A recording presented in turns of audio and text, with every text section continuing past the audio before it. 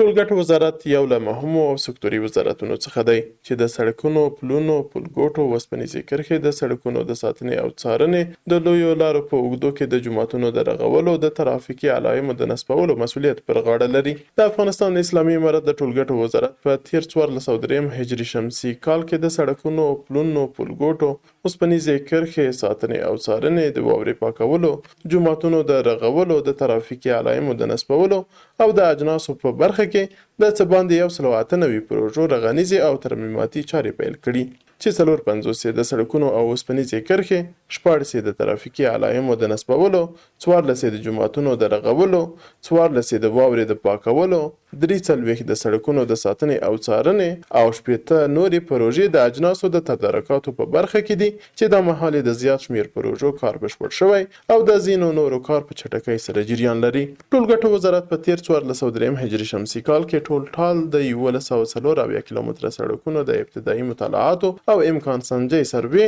د 315 کیلومتره سړک توپوګرافي سروې، د 312 کیلومتره سړک د ډیزاین چارې بشپړې کړې دي او د 202 کیلومتره سړک د ډیزاین کولو چارې جریان لري چې شاوخوا 45 سلنه کارونه یې پرمخ تللي دي. دغه راز ټولګټو وزارت تیر کال په ټولیزه توګه د 806 متره پلونو سروې او د 194 متره پلونو ډیزاین بشپړ کړی او د 1050 متره پلونو د ډیزاین چارې جریان لري چې 55 سلنه چارې یې ترسره شوي دي. یاد وزارت په تیر 1403 هجري شمسي کال کې د کابل کندهار لوی لارې په ګډون د سړکونو او وسپنیزې کرښې په برخه کې د یو شمېر مهمو پروژو کار پیل کړی دی چې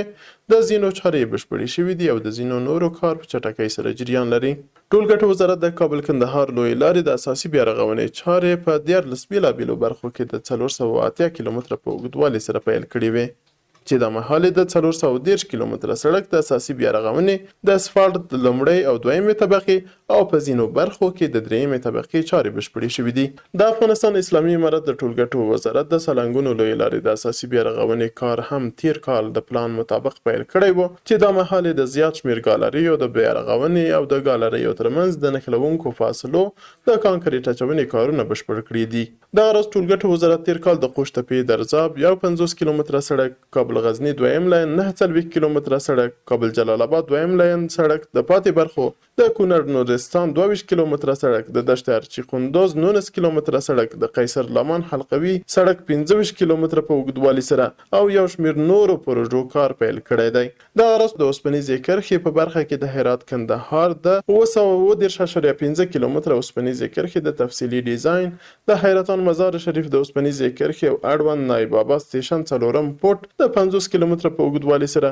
د خواف هرات اوسپنیزې کرښې د څلورمې قطعې د لومړۍ برخې رغنیزې چارې د 80 سلنه فزیکي پرمختګ په لرلو سره په چټکۍ سره جریان لري. همدارنګه تیر 1403 هجري شمسي کال له حمل میاشتې څخه تر دلوي میاشتې پورې چې ټال 11 میاشتې کېږي د اوسپنې پټلۍ د څلورو مسیرونو حیرتان، عقینې، تورغونډۍ او خواف هرات له لارې تر 4 میلیون مټریک ټنه زیات انتقالات ترسره شوي دي.